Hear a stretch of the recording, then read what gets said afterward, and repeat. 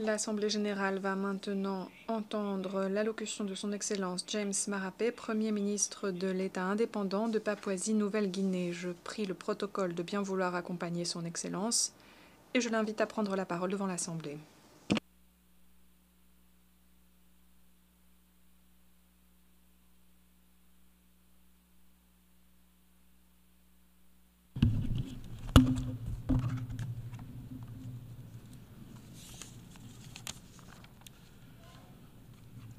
His Excellency, Mr. Excellence, Monsieur Philémon Yang, Président de l'Assemblée générale. Excellence, Monsieur Antonio Guterres, Secrétaire général des Nations unies. Mesdames et Messieurs les chefs d'État et de gouvernement. Excellences, Mesdames et Messieurs. C'est pour moi un honneur de prendre la parole de nouveau devant cette auguste assemblée au nom du peuple de Papouasie-Nouvelle-Guinée.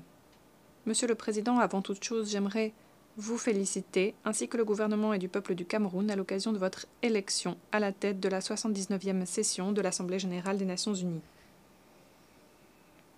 Je remercie votre prédécesseur, son Excellence, Monsieur Denis Francis, pour le travail excellent qu'il a abattu au cours de la 78e session de l'Assemblée générale. Je remercie également le secrétaire général des Nations unies pour son rôle de chef de file et sa détermination à mobiliser l'appui de la communauté internationale sur des questions clés qui appellent nos efforts collectifs, notamment les changements climatiques. Monsieur le Président, vous avez choisi pour ce débat le thème suivant: ne laisser personne de côté, agir ensemble pour la paix, le développement durable et la dignité humaine des générations présentes et futures. Ce thème, selon moi, est on ne peut plus pertinent. J'applaudis votre sagacité. Vous avez décidé d'attirer notre attention collective sur le travail que l'on doit encore réaliser pour la paix et l'humanité, étant donné les défis redoutables auxquels nous nous heurtons et les menaces qui continuent de planer sur l'humanité. J'aimerais évoquer 3 menaces en particulier: l'intolérance religieuse, la pauvreté découlant des changements climatiques et les divergences géopolitiques et lutte de souveraineté vis-à-vis des territoires et des peuples. Et dans ma déclaration, je prendrai mon pays comme exemple. Monsieur le Président, la Papouasie-Nouvelle-Guinée est la nation la plus diverse sur le plan culturel et linguistique. On y compte 830 langues et une myriade de sous-ethnicités et de sous-cultures qui n'en sont pas moins authentiquement autochtones. C'est une nation des 1000 tribus modernes. Nous embrassons cette diversité et nous faisons de notre mieux pour fonctionner comme pays uni, en ne faisant aucun laissé-pour-compte. Sur le plan environnemental, mon pays abrite 7% de la biodiversité mondiale. Cette biodiversité réside notamment dans une forêt vierge qui est la 3e plus grande au monde, ainsi qu'un écosystème marin vaste. Nous gérons de façon durable nos forêts, nos terres et nos mers parce que notre mode de vie en dépend. La Papouasie-Nouvelle-Guinée, en toute modestie, montre au monde comment vivre en équilibre avec la nature, comment pratiquer la tolérance culturelle et la protection de l'environnement. Le père de notre nation, feu le grand chef Sir Michael Thomas Somaré, était un champion de cette cause. Il a d'ailleurs donné naissance à ce qui est devenu l'article 5 de l'accord de Paris, en travaillant à ces questions au début des années 2000, ce qui montre les liens intimes qui existent entre la Papouasie-Nouvelle-Guinée et ses forêts, ses terres et ses mers. Mon pays a grandement contribué aux échanges mondiaux sur ces questions ces 2 dernières décennies. Malheureusement, nous n'avons constaté que très peu d'actions en retour, mais nous continuons d'être tout disposés à prêter main forte à toute la famille de l'ONU dans ce domaine. Monsieur le Président, au fil des 49 ans d'histoire de mon pays en tant que nation indépendante, nous avons connu bien des difficultés, exacerbées par notre diversité ethno-linguistique importante, nos complexités culturelles et la petite taille de notre économie. Cependant, nous sommes restés unis. Nous sommes passés du statut de pays parmi les moins avancés au statut de nation à revenu intermédiaire inférieur et nous voulons devenir un pays à revenu intermédiaire supérieur d'ici à 2045. Nous voulons passer d'une économie dépendant lourdement des matières premières à une économie manufacturière au fil des 2 prochaines décennies. Sachez, Monsieur le Président, que cette entreprise est pleinement en phase avec la Charte des Nations Unies et avec les 17 objectifs de développement durable. Nos aspirations sont un reflet en miroir de celles de cette auguste institution. De fait, notre plan en 8 points, qui figure dans la Constitution de notre nation, exhorte notre gouvernement à permettre un développement sur un pied d'égalité à tous nos citoyens. Et le plan Vision 2050, lancé en 2010, exhorte le gouvernement à développer la Papouasie-Nouvelle-Guinée pour en faire un pays parmi les 50 premiers d'ici à 2050 en termes d'indice de développement humain. Il nous tarde de présenter aux Nations Unies un rapport complet en juillet 2025 au Forum politique de haut niveau au titre du 2e examen volontaire national. Ce rapport couvrira le travail que nous entreprenons, les défis auxquels nous continuons de nous heurter et les mesures que nous comptons prendre pour achever le travail d'ici à 2030. Monsieur le Président, j'aimerais maintenant, et j'en appelle à votre indulgence, partager une réflexion sur l'importance de gérer un pays divers sur le plan culturel et en faire une nation unie. Et je vous présenterai à ce titre l'exemple des missionnaires chrétiens, dont l'action remonte à 1845, lorsque les premiers missionnaires catholiques sont arrivés dans mon pays en 1975. Lorsque nous avons acquis l'indépendance, la chrétienté est devenue profondément ancrée dans notre pays. La chrétienté en Papouasie-Nouvelle-Guinée est en première place. Elle nous appelle à l'unité. Elle transmet un message de paix, de cohabitation pacifique, nous pousse à embrasser la diversité des cultures, des langues et des tribus pour en faire une famille humaine. Les églises ont grandement contribué au développement de notre pays à travers leurs programmes d'éducation et de santé. La chrétienté, la véritable chrétienté, transmet des enseignements d'amour, de paix, d'unité, de miséricorde.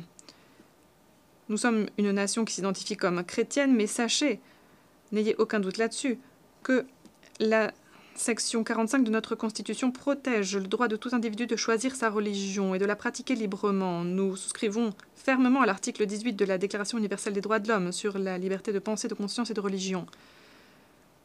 Les Nations unies défendent maintenant ce droit divin de l'humanité. Et vous pouvez compter sur l'appui de mon pays pour protéger le droit de tout individu à pratiquer la religion de son choix. Cela doit rester un devoir fondamental pour les Nations unies. Monsieur le Président, depuis l'aube de l'humanité, de nombreuses guerres ont été livrées, de nombreuses vies ont été perdues en raison de l'intolérance religieuse. L'histoire de l'humanité est sale du sang de tous les innocents qui ont été tués avec l'aval de l'État, de la tribu ou de l'Église. L'Organisation des Nations Unies doit condamner les lois qui entravent la liberté de choix d'un individu en matière religieuse. C'est un droit divin. Pour moi, la protection de la liberté de religion est fondamentale et aller contre cette liberté est une menace pour la paix et la cohabitation. Je demande à l'ONU de rester la gardienne de la liberté religieuse, notamment dans les régions où plusieurs religions sont pratiquées. Monsieur le Président, pour moi, la deuxième grande menace qui plane sur l'humanité, c'est la pauvreté, et particulièrement celle qui est provoquée par les changements climatiques. La quête de richesse a poussé l'homme à piller la terre, à mettre à sac ses ressources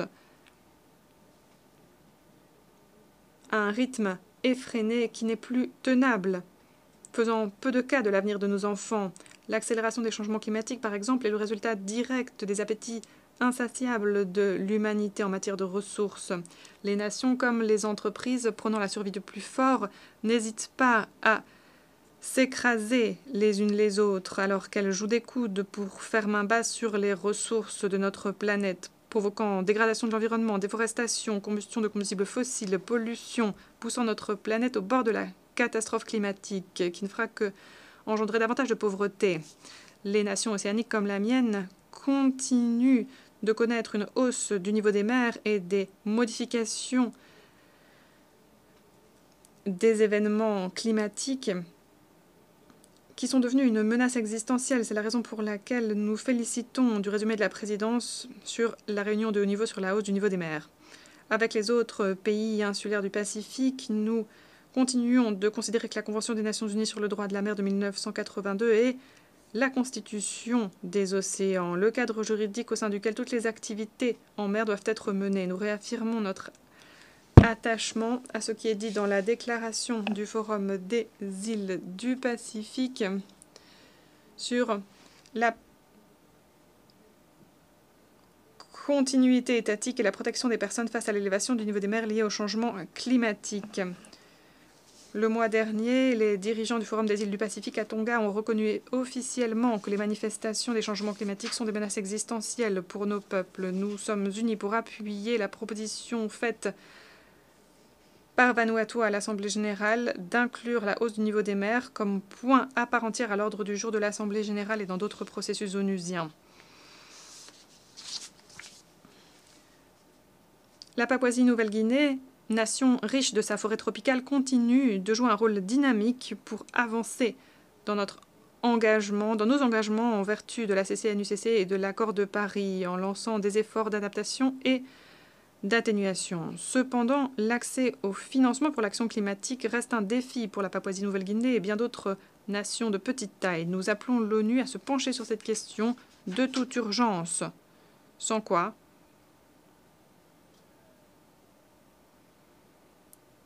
nous pouvons utiliser nos forêts et nos ressources marines, les liquider pour réaliser nos aspirations en matière de développement et faire reculer la pauvreté. C'est la raison pour laquelle je dis notre solidarité vis-à-vis d'autres nations forestières, notamment dans le bassin du Congo et le bassin de l'Amazone. Ces nations qui demandent une compensation suffisante si nous devons préserver nos forêts qui sont de fait les poumons de la planète. Les vastes forêts tropicales de Papouasie-Nouvelle-Guinée, sa biodiversité si riche, notamment marine, ses peuples et ses cultures autochtones sont à la croisée des chemins, pouvant s'avancer sur la voie de la préservation ou celle de l'extinction. La responsabilité vis-à-vis de notre environnement et de notre planète doit être une responsabilité partagée à égalité. Charge aux membres des Nations Unies de travailler la main dans la main pour sauver ces forêts. C'est pourquoi j'aimerais remercier mon ami Emmanuel Macron, le président de France, qui a mobilisé des financements de l'Union européenne pour un projet de préservation de nos forêts dans une région appelée Madagalas dans mon pays. Voilà le genre de partenariat qui devrait être encouragé. Et encore une fois, je rappelle au monde que ces forêts en Papouasie-Nouvelle-Guinée sont un atout, une richesse mondiale qui doivent être préservées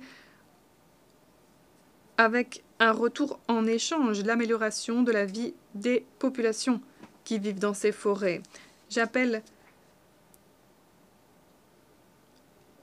d'autres pays, notamment ceux dont l'empreinte carbone est importante, de rendre justice à la planète, d'apporter leur pierre à l'édifice en contribuant à la préservation de nos forêts.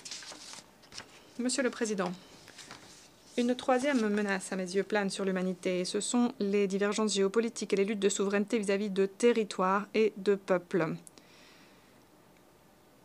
Les conflits géopolitiques qui font rage de plus en plus, les tensions nourrissent la fragmentation et le protectionnisme de par le monde. Les restrictions commerciales, les perturbations au niveau des chaînes d'approvisionnement et la concurrence croissante paralysent nos économies locales. Il faut examiner des solutions, des stratégies pacifiques, investir dans les initiatives de consolidation de la paix pour mettre en branle un processus de désescalade, parier sur la confiance mutuelle et la coopération pour construire des relations pacifiques basées sur la confiance. Le rôle des Nations Unies doit être respecté par toutes les nations en ceci.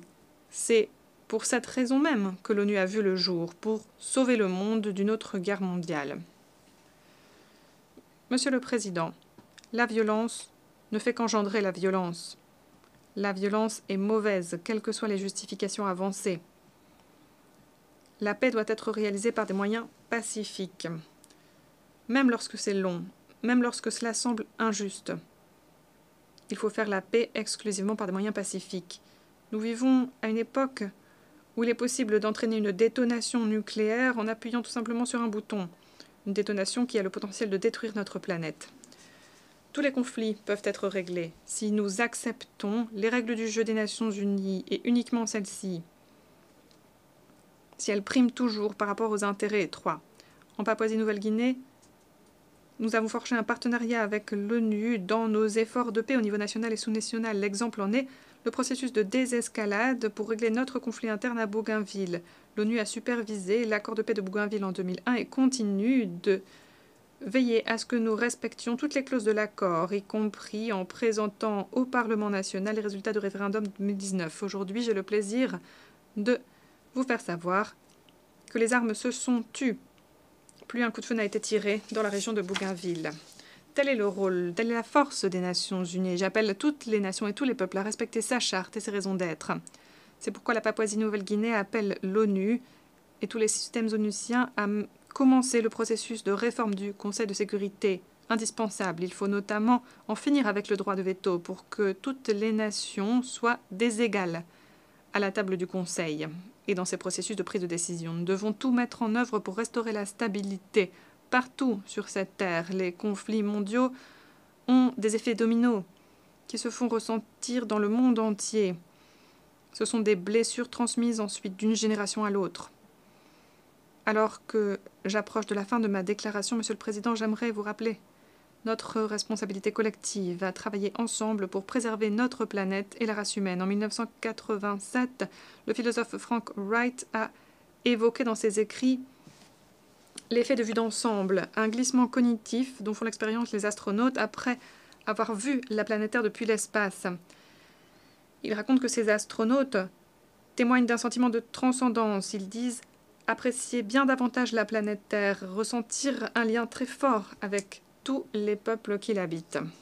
Je suis sûre que Neil Armstrong, en 1969, le 20 juillet, lorsqu'il a contemplé la planète Terre depuis la Lune, a ressenti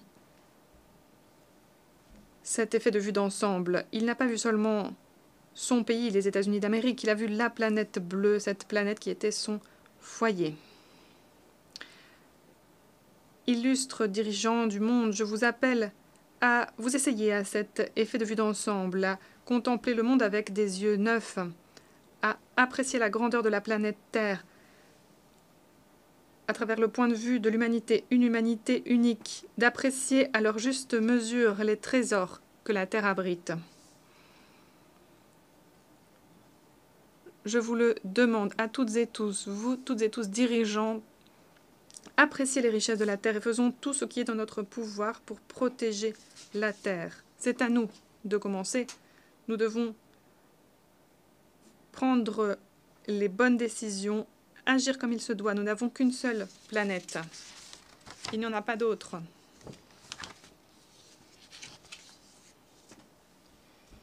Dans tout l'univers que nous sommes à même d'observer, aucune planète ne ressemble à la nôtre. Nous n'en avons qu'une. Montre-nous plus fort que la haine religieuse.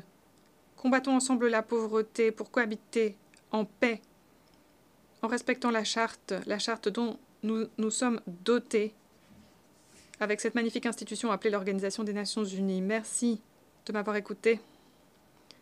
Que Dieu vous bénisse.